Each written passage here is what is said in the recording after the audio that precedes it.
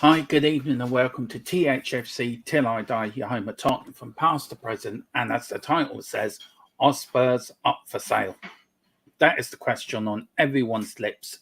And with me is the godfather of all Spurs channels, really. He listens when you talk, especially if it's do with Talk Sport and Sky Sports News. It's one and over, Mr. Brady. How are you this evening, sir? Yeah, I'm good, Dermot. I'm good. Just puzzled by all this sudden takeover news today. You know, I thought that I'd done the rounds last week, and it was kind of a bit of a damp squib. But obviously, there seems to be something in it. So let's hope there is. Yeah, there is. And look, I think there is, Philip. I think this club is up for sale. I think one way or the other, it will. This has grown legs, if you know what I mean. We had the bid put in. Well, not the bid put in, but this bid thing is beginning to grow legs. So let's see who's in the chat tonight before we get cracking on with it. And also, we will be talking a bit about West Ham. We will be getting Philip's player ratings of the team as well, and his thoughts on why was that not a penalty. I'm going to love his reason. He gave a good reason yesterday, but I'm going to love his reasons, what he's come up with today, 24 hours later. We've got Wayne Bonner. Hang on. Sorry, Wayne. Good evening, everyone. I hope everyone is well and still laughing at West Ham. I am. Personally, I didn't even realise they turned up. Yeah, I don't think they did. I didn't. I actually watched last night, 10 o'clock last night. I watched the West Ham fan show, and it was the best bit of comedy I have watched in years. As good as Arsenal fan TV, wasn't it? Oh no, it was 10 times worse. Absolutely 10 times worse. It was all about, we're going down. If we lose against Forest, our board are bad. The West Ham manager doesn't make substitutions. I'm just thinking, I've heard this all before from our fan base about Conte. It's really funny. And it was just so funny. So I enjoyed that last night. But big up Wayne Bonner. And then we've got Mick Harmlick. Good evening, Dermot and Philip. Good evening, Mick. And then we've got Wayne. How strong are these rumours about bids? Well, I think we are gonna talk about it, me and Philip, tonight, as well as the post-match game. We are, but the question I asked in the chat, and I put it up in the thing, I've put as a poll, we've had one vote, are Spurs up for sale? And 100%, we've only had one vote in. So at the moment, it's 50-50. Philip, are Spurs up for sale?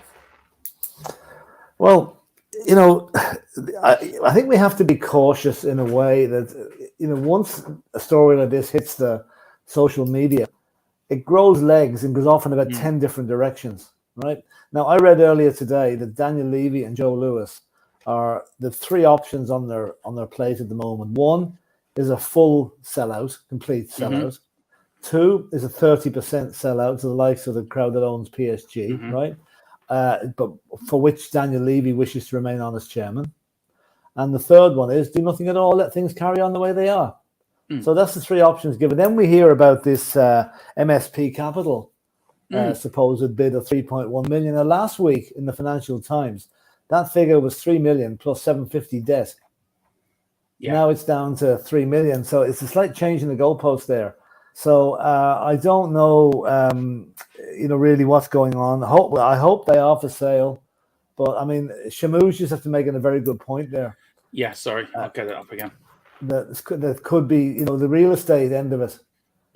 I think what you'll find is Daniel Levy will have a value placed on that real estate proposal or the scheme that's going to come to fruition in the next couple of years, and he'll probably add that on to the selling price if he is going to sell, which leads me to believe that 3.1 million will not be enough to let him make a full sale. That's my opinion on it. Now, I could be wrong. He could have had he'll be watching what Manchester United go for and setting it according to that. And Manchester United looks like they could go for up to 6 million. Yeah. So this is the tricky one. He's going to look for 4 million. So we'll have to wait and see. But the fact that there's something going on, there is something going on. But how much is going on, we probably won't know for a while yet. Yeah. Kev Williams says, because Levy and Enoch are so greedy and money-oriented, they'll never let Spurs be sold, as they will never accept a reasonable offer. Yeah, could That's be. True. Could well be. Yeah. And until I see solid proof, I'll take it all as rumours. However, I wouldn't be surprised if Lewis wanted to sell it up and cash in. I wouldn't. Well, let's face it, Joe Lewis is 85, 86 years of age. He can't take the money with him. No. He might try, but he can't. And he's supposed to be passing it over to his daughter in due course.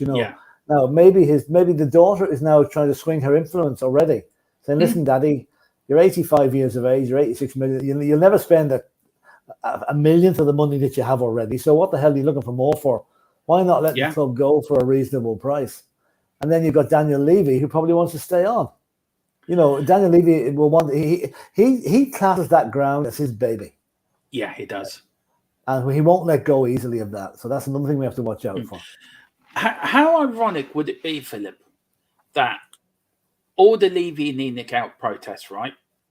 They get Enoch out, but Levy remains with the new owners.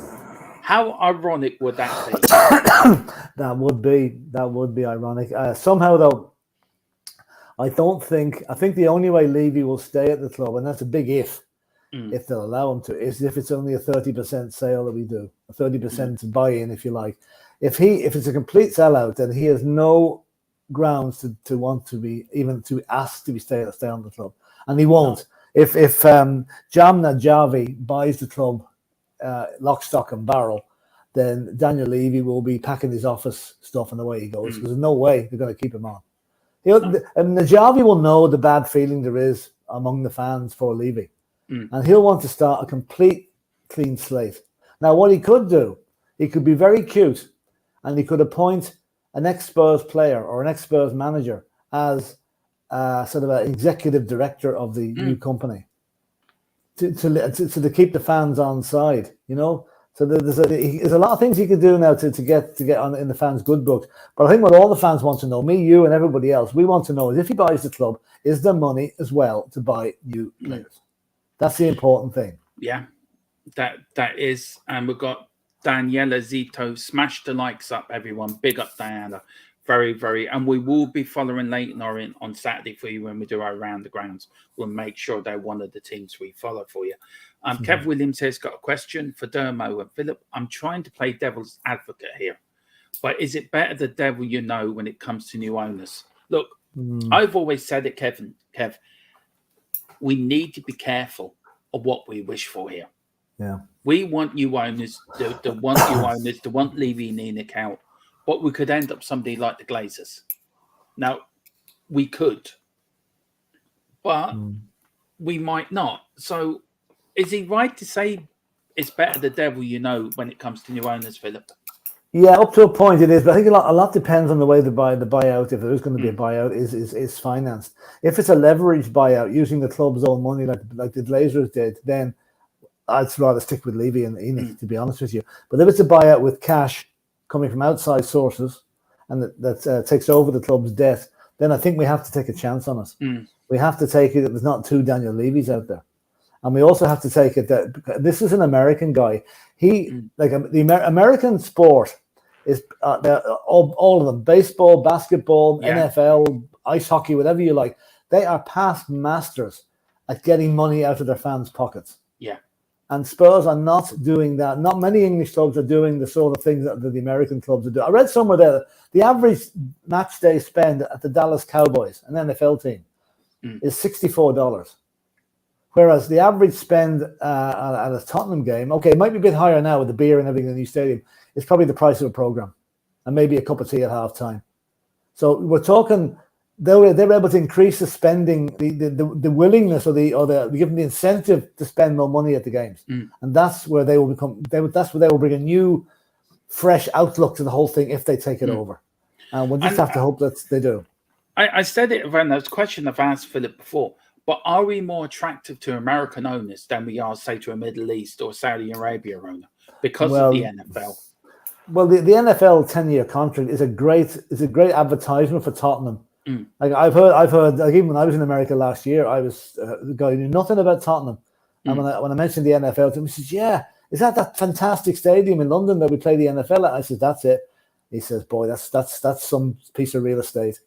So yes, it is a real incentive to have that lead in. And you can be sure, like, whereas advertising in America now for NFL is probably coming from London, right?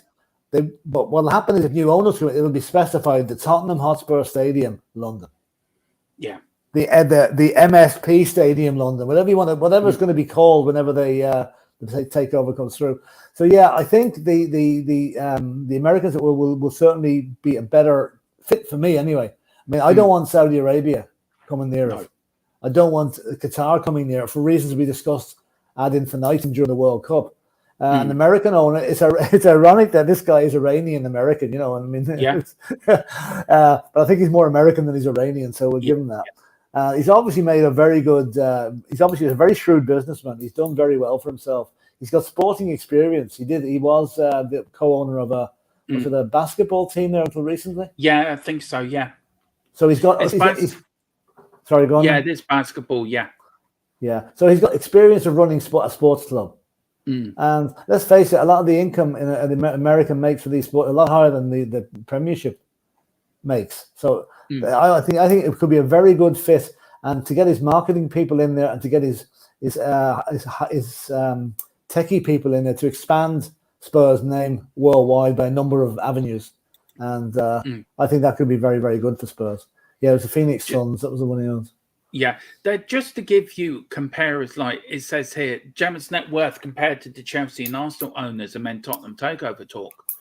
I mean, he is really rich. I mean, he really is. I mean, it's estimating the owners collective for 13 billion, while Arsenal, that's the Chelsea thing. But Nefford and MP Sports Capital, worth major players in the Premier League, would secure a 3 billion takeover. It's estimated that Chelsea owners are worth collective around 1.13 billion, while the Arsenal owner Kroenke fortune stands at 10.8 billion. Almost every Premier club is owned by a billionaire, with only Nottingham Forest and Brentford not. Indeed, the richest club in top flight, of course, is Newcastle. Yeah. So this man is coming with with a bit of money. How many billion has he got behind him? 3 billion. Well, that's chicken feed compared to Clay and the rest of them. But that's I think that is his capital, or what the bid is going to be. He's certainly not going to offer all his cash. He's not going to offer all his cash. He's going to have other investors coming in. Yeah, I think it's 70%, Philip, and then 30% then on Abu Dhabi. Yeah. Yeah. Well, that means it's not going to be a completely American buyout. Then it's going to be a sort of US / Middle East buyout, if that's the case. It's going to be like because I could, like the Chelsea thing, have people behind them, but Jafford's going to be the main front man, if you know what I mean. Yeah, right. Okay. And there'll be other investors behind him. Paul Brown, big up Evening, Dermot and Philip, big up Coys. We got Tanner Paul, hi. Big up, Tanner Paul. Thank you for joining in. Peter Siemens, Glazers 5 titles. You can't really argue with that, can you? No.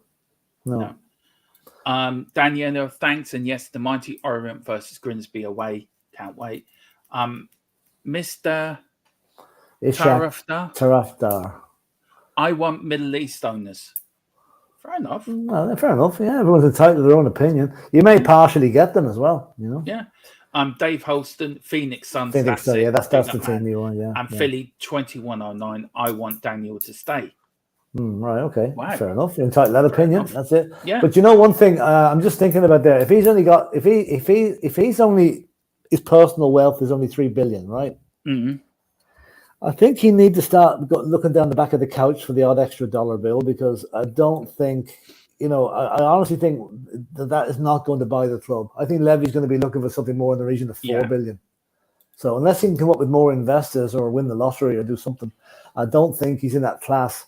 It's a shame, because he sounds like a guy that could do with us taking us over, but his finances would worry me. He's on the ball. He's marginal, whether he can afford it or not. Yeah. Well, I think it is. But anyway, Philip, we'll move on very quickly. We will come back to that takeover start. And what I want to ask you, Philip, is where did I put it? Why was that? Why was it not a pen ref? Now, I'm quite happy to go on the rant here. No. Calm down a bit. No, well, Graham Souness, I'll let you have your rant first, but Graham Souness was defending the West Ham player, and I don't know how you can defend him. But Philip, why was it not a pen ref? Well, first of all, Graham Souness will never say anything positive about Tottenham. It'd kill him to do it. I mean, I saw the excuse given that he was off balance and he was falling over. He wasn't. He wasn't. I mean, it was just. It's as if, as I've gone through this before, Dermot, and this is what Mark Halsey said some time ago, and I still believe it's quite true. Referees do have their favourite teams. Yeah, they're inclined to give things to certain teams and they won't give them to others. I mean, if you look at the tackle Sabitzer put in on the Leicester defender last night or yesterday, a pure leg breaker, right? Hit him. Yeah. He caught him up near the knee with a planted leg. He could have broken his leg. I don't think he was even booked for it. No. Right? We go to yesterday. The penalty, I mean, which is probably one of the most blatant penalties you'll ever see all season, not given. Why? I just don't know. I mean, it just goes back to the standard of the VAR officials at the moment. Okay, what he should have done was at least told Michael Oliver, go and look at the screen. Yeah. But he didn't even do that, which means the VAR official dismissed it out of hand, saying it wasn't a penalty. For no other reason than I can put down is it's like, well, Lee Mason did at Arsenal last week. Pure incompetence. Pure incompetence. And then we've got the situation in the second half. When, what do you call that big bruiser that plays up front for West Ham? I can never remember his name. Antonio. Antonio got booked for a bad tackle in the first half. Puts in an even worse one in the second half. And everyone said, where's the card? No card. I know. So that's two decisions, right? That would have meant we probably would have won the game more comfortably. We should have been at least by 3-0. We should have played against 10 men for the last half an hour. Probably would have had a couple more goals. And it was just terrible, terrible, terrible refereeing. But unfortunately, it's what we've become used to this season. This is the worst season I can remember for refereeing mistakes. And Howard Jones has come back in charge of VAR and all. Again, he's going to do this. He's going to do that. All he's done so far is apologise, lick Arsenal's arse for making a mistake last week. I don't see anybody getting on the phone to Antonio Conte or Stellini this morning apologising for not getting the penalty yesterday. No. Same difference. Big mistake. Only one thing is Arsenal got an apology. We didn't. No. Where's the fairness in that? Because we never get anything our way. You know that as well as I do. We don't. I'll go back to 2006 and the Pedro Mendes goal at Old Trafford. Yeah. It's going back that far. Yeah. Biggest that was the worst. I mean, that was definitely that was Fergie lucky time. I mean, even the boy at the back of the stand at the other end of the pitch could see it was over the line. Yeah. Incredible. And I think that those 2 points, cost us a European place that season. They did. As far as I remember, yeah. They did. Now, Philip, before we move on, we've got a few comments in. Yes, I agree, Philip, 100%. Peter Snow, that was definitely not a penalty. Inconsistency officiating is the most frustrating thing. It is. Yeah, it is. VAR. It's VAR now 100% truly and utterly not fit for purpose. It's not VAR as a system is a great invention, right? It's the Muppets they have operating it that are causing the problem. That's what it is. It's the guys that are looking at I saw one time Manchester United had a goal allowed that was offside, and they bent the lines like that to make it look like a figure 4. It's the boys that are officiating the problem. None of them have the same views on what is a penalty, what is a foul, what is a sending off, what is a red card. They all seem to have their own views, and that's not the way it should be. There has to be uniformity, and until there's uniformity in VAR, it's going to be ridiculed every week. There's going to be accusations of favouritism to certain teams, which we know who they are. Arsenal, Liverpool, and Manchester United, name but 3. We will never get a decision for VAR. We will never. Look at it. Go back to the Champions League final when the ball hits Sissoko on the shoulder. How was that a penalty? It's dreadful. And until Howard Jones or Howard, whatever you call him, does his Howard Webb. Sorry, I think Howard Jones is a singer. Howard Webb can get these guys together, put them sit them down in the classroom and go through the basics from A to Z of VAR. This is what you do. This is what you don't. And until that's going to happen, VAR is going to be so contentious, and it's going to cause some team to either A, lose a cup final, Spurs, B, get relegated because of a bad decision, West Ham. Well, no. But then, and look at the financial implications of a bad VAR decision. Mm-hmm. They could mean the difference between the club staying in the Premiership and going down. So that's how serious it is to get it right. And but I can't see them doing it. That's the problem. No. I can't see it doing them. Look, for me, Philip, yesterday was the most blatant of bad refereeing I've ever seen. And there's a video going around where the referee took the earpiece out of his ear when he was talking to Højbjerg at one point and covering the mic up so the bosses couldn't hear what he was saying to Højbjerg.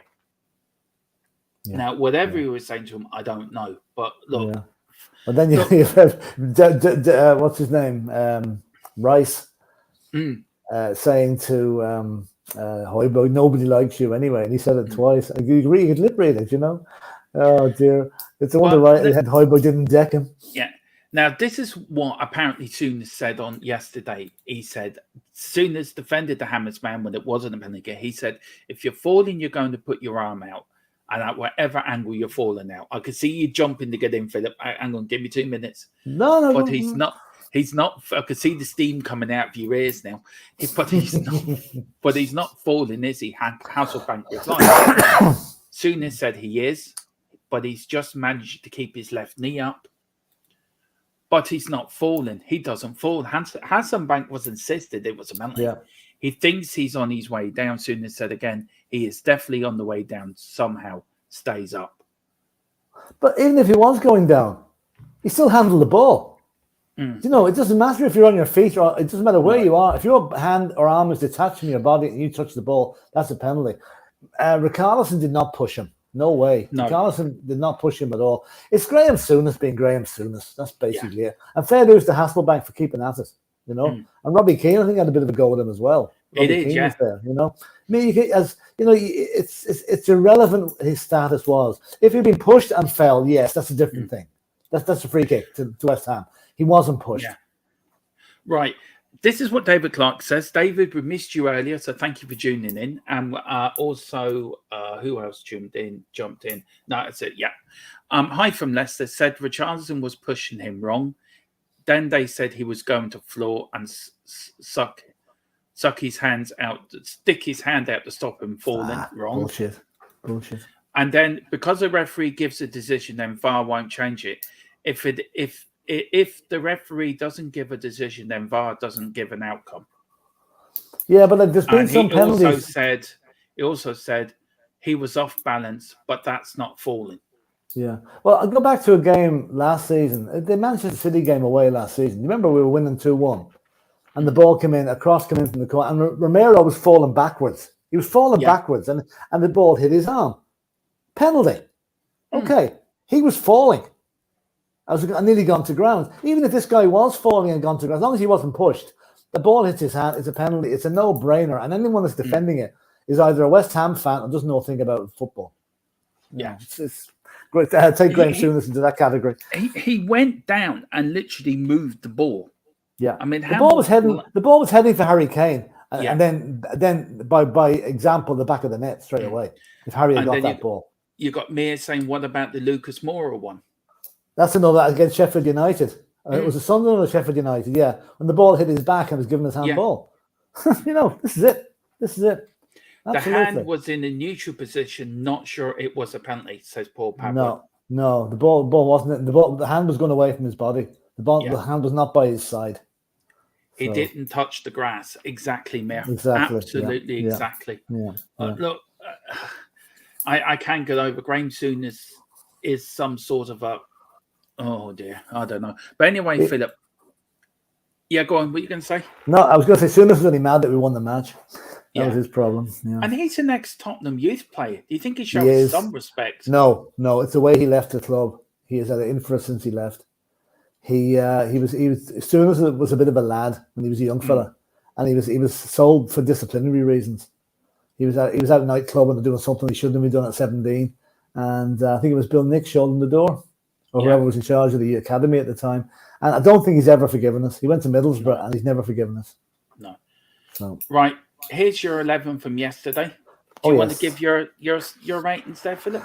Right, okay. Fraser Foster, who was our deck chair attendant yesterday, literally had one shot to save and a couple of back passes and a couple of crosses. So I give him. He didn't do anything. So he didn't do anything wrong. So I give him a 6.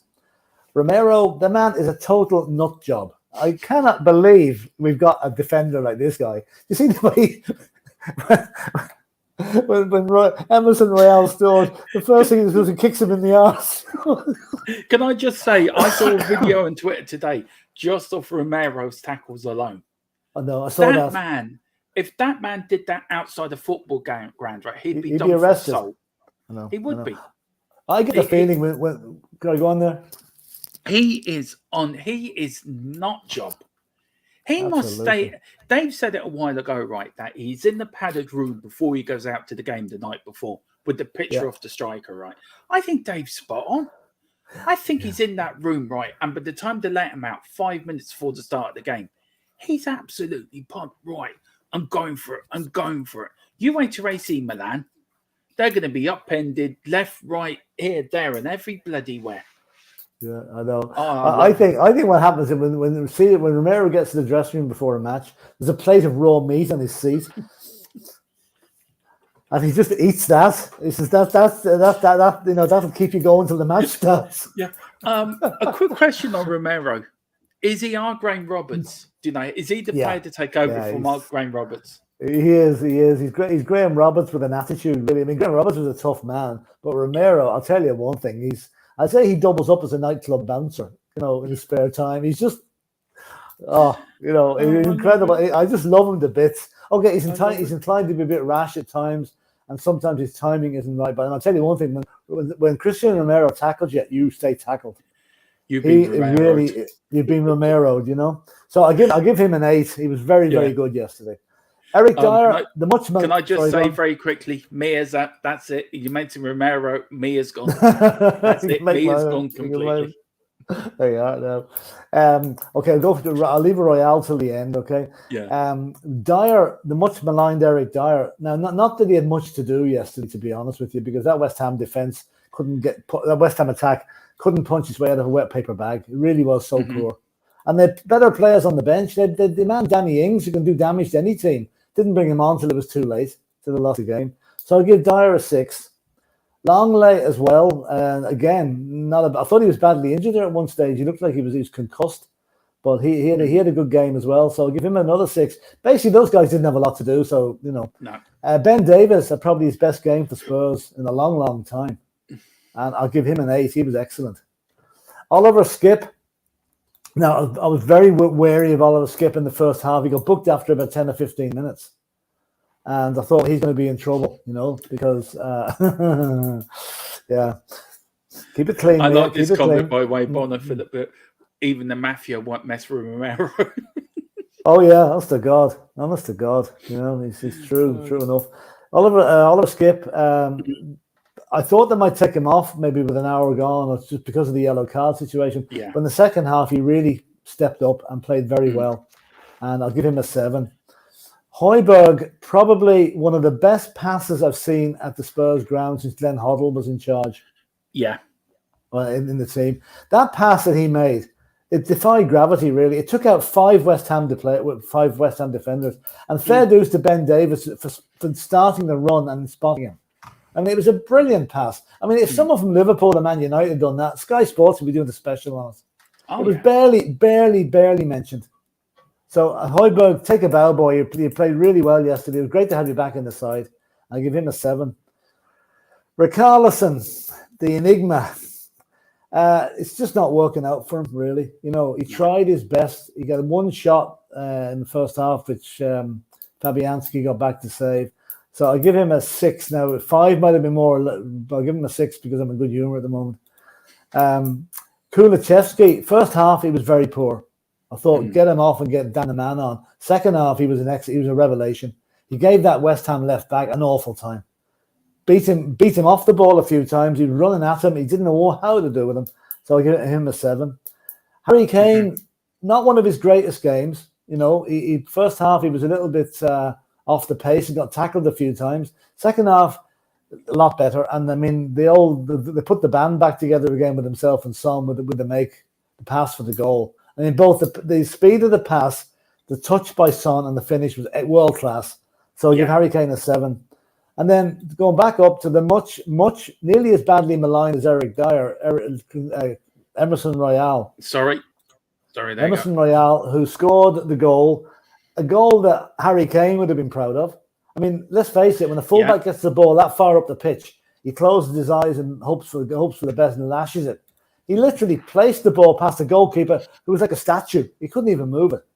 And then to put the ball up his jumper, and then the girlfriend being pregnant, was a brilliant move, And of course, he's now probably in the treatment room for the kick up the arse that Romero gave him. Probably has a bruise on his backside, I'll give him a 9. He was man of the match. He was brilliant.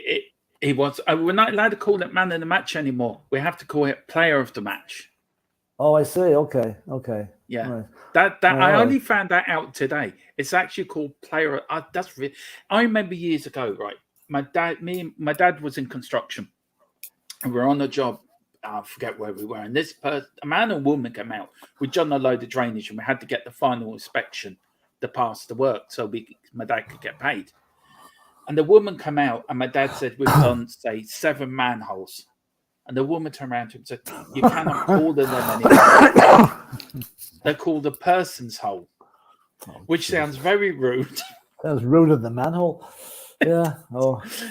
So it's called player of the match now. Okay. All right. But that big up, Philip. Look, great thoughts there. Look, we've got a few starred here. Shamu, these are his play ratings. Yeah. Foster 6, Romero 6.5, Dyer 6.5, Longley 6, Davis 7.5, Royale 8, Skip 7, Højbjerg 7, Richarlison 3, Kulu 4, Kane 6. And this is David Clark's play ratings. Foster 6, Romero 5, Dyer 7, Longley 4, Royal 8, Skip 6, Højbjerg 7, Davis 6, Richarlison 3, Kulu 5, Kane 7. If you want to know my play ratings, go back to a show I did last night on Dermot Chon's Game Thoughts. My thoughts are all there on that, so please give that a watch if you want to know what my thoughts are on the game. Philip, before we finish off, because we're not on long tonight, because we all want to be on Dave's channel, as he's on at 8. We'll get into the queue for that. I want to go back to how we started the show. Are Spurs up for sale? Now, this was from the Evening Standard by Dan Kilpatrick 8 hours ago, and this is what the article says. Tottenham chairman Daniel Levy and owner Joe Lewis are thought to be undecided over whether they want to listen to offers for the whole club, sell a minority stake, or remain in complete control. Yeah. Speculation is mounting that Spurs could be at least a big six club to go on the market following reports of a $3.5 billion takeover bid by Iranian-American billionaire Jamin Nafat. I've got some information on him as well, so which I'll bring up in a minute. As well as interest from Paris Saint-Germain, Qatari owners in buying minority stake. Levy is understood to have held conversations with a number of invested parties in recent months, and there is a feeling from potential investors that he and Lewis are open to a deal, although Spurs deny the club is for sale and insist the pair remain fully committed.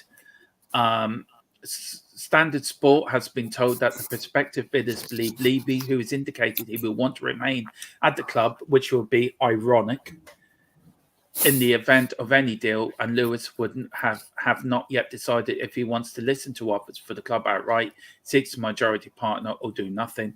All talks at this stage are said to be exploratory and nothing expected to accelerate until Levy and Lewis have decided on their course of action. And then it just goes on to say, ENIC, which are majority owned by the Bahamas billionaire Lewis, are run by Levy. Currently, 86.6% of the club, having bought the initial 26% back in for $21.9 million in 2001, are seeking a minority investor would allow ENIC to raise their capital while remaining in control, but may make it harder for Levy and Lewis to sell outright in the future. Lewis is understood to have discussed selling a minority stake with Nasser Al Khelaifi, and president of PSG and chairman of Qatari Sports Investment in London last month, although the club has denied this meeting took place. QSI, interested in investing in Spurs, would not be impacted if Sheikh Jasmine bin Mohammed succeeds in his takeover of Manchester United. And then it goes on. The Financial Times reported last week that Nafir, chair of NPC Sports Capital, is preparing a bid for Spurs around $2.5 billion before adding for adding about 570 million of debt onto the club's books, aided by backers in the Gulf, mainly Abu Dhabi. So, and the finances, the figures are thought to be short of what Levy and Lewis are likely to consider acceptable, but Spurs insist the club has never been valued.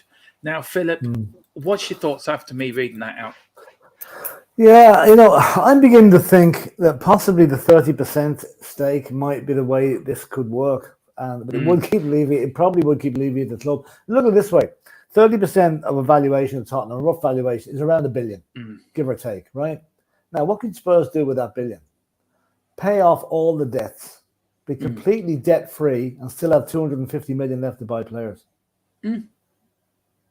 Not bad, right? Not bad. At least then you know the money's going to go to into the team. Well, you should go into the team. Whereas you go to a guy like the Iranian guy, Najafi, where he's searching around. He's looking in his wife's handbag. Can you find another $20 to make up the purchase price? The chances are there'll not be money to buy players for the foreseeable future until he's had a chance to earn it at the club.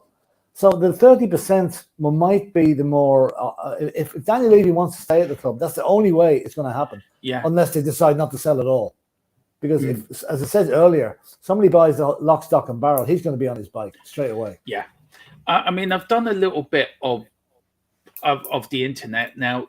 Here we go. The American net worth, it's approximately $3.5 billion, as is the owner of Netflix companies and a Phoenix-based private equity firm, also partial owner of the Suns. Phoenix Suns. I think he got rid of them, did he not? He did, but he's also vice chairman for McLaren Formula One team as well, which he's still a part of. Is that he is? Here we go. He's 63. He was born in 1963. Nationality Iranian American. University of California, Berkeley, Harvard University. Occupying investor known for vice chairman of Phoenix Suns, spouse Cyril Nafir. I think he's got 3 children as well. His main income is his company Nafir, a Phoenix-based private equity firm, and there are many sources of income that make him American Iranian billionaire businessman. So there's the man that could become our new owner. Yeah, but he's only going to become the new owner if he brings in somebody else to make up what he hasn't got, basically. And that's what worries me a little bit. You could end up buying the club with every penny they've got, and there's nothing left for anything else. We'll still have the debt. We could be worse off than we are at the moment. So that's why I'm leaning towards the 30% thing. Might be the best for everybody. What do you make of the Manchester United takeover? What's happening up there? I haven't really been following it because I had hoped Jim Ratcliffe might show an interest in Spurs, and he might still do it. But I don't know what's going on there. I haven't really been following it today. Well, apparently, if the Qatari man gets it, it's debt free. The club's debt free. Yeah, and the Manchester United will be put back to where they were before the Glazers took it over. Which I think for Man United fans, that would be a huge win. Ideal, a huge win. Could Spurs fans be looking for the same thing? But there's a chance Levy could still be in charge. Well, that's a question that has to be asked. The 2 options would be either 3 options. 1, we get complete new owners, but no guarantee there's money to be put into the club following the buyout, right? The second option is Levy and Lewis decide they're not going to sell and things stay the way they are, right? Or we get a 30% input from, say, the PSG gang, right? Or somebody else. We get £1 million into the coffers. We become debt-free, right? And still have money over to buy players.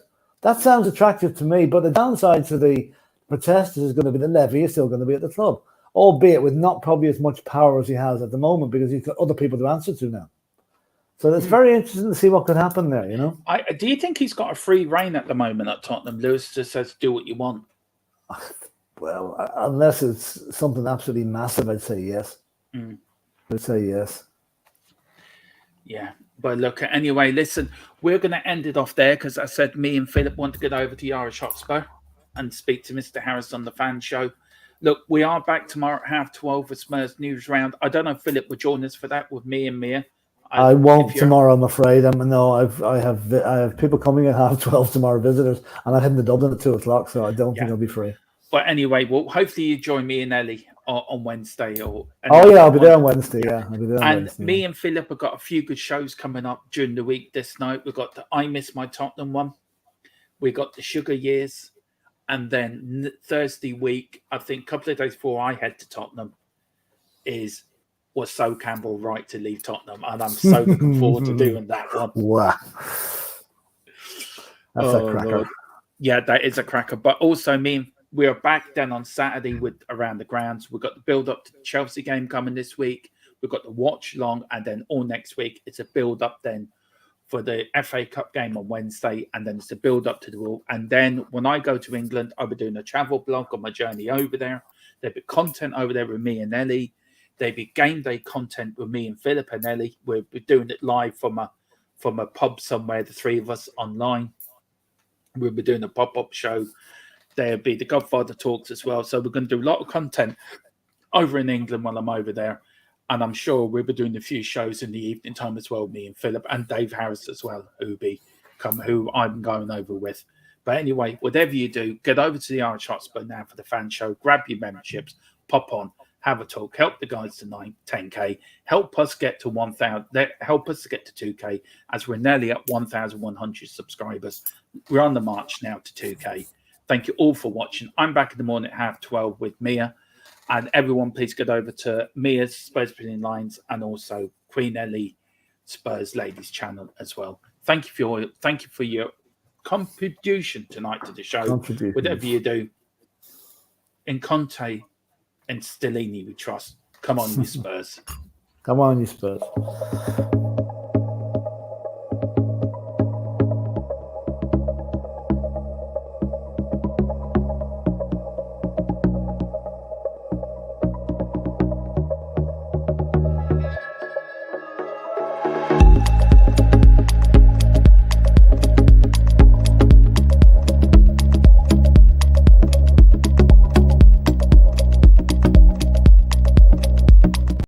Sorry, before we go, I forgot to do the poll. And I keep meaning to forget to do these things, so I do apologise, everyone. And the end of the poll was, are Spurs up for sale? The answer is 51% say yes, 48% say no, 27 votes in that poll. So 1% doesn't know. No. Morning. Now, for the second time, good night, and we'll see you over the Irish Hotspur.